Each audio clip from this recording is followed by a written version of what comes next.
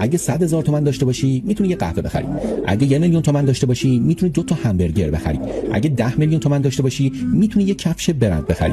اگه 100,000,000 تومان داشته باشی میتونی یه گوشی پرچمدار بخری. اگه 1,000,000,000 تومان داشته باشی میتونی یه ماشین ایرانی مثل پژو 207 رو بخری. اگه 10,000,000,000 تومان داشته باشی میتونی یه آپارتمان 90 متری توی تهران بخری. اگه 100,000,000,000 تومان داشته باشی میتونی یه ویلا تو نیاوران بخری. اگه 1,000,000,000,000 تومان داشته باشی میتونی یه جت شخصی بخری. اگه 10,000,000,000 تومان داشته باشی میتونی یه جزیره خصوصی بخری. اگه 100,000,000,000 تومان داشته باشی میتونی باشگاه آسه میلان رو بخری. اگه 1,000,000,000,000 تومان داشته باشی میتونی 4 ماه صادرات نفت ایران رو بخری. اگه 10,000,000,000 تومان داشته باشی میتونی کل مکدونالد رو بخری. اگه 100,000,000,000 تومان داشته باشی میتونی کل تسلا رو بخری. اگه 100 کوینتیلیون تومان داشته باشی میتونی کل اقتصاد جهان رو بخری. اگه 100 سکستیلیون تومان داشته باشی میتونی کل زمین رو بخری. اگه 100 سپتیلیون تومان داشته باشی میتونی کل منظومه شمسی رو بخری.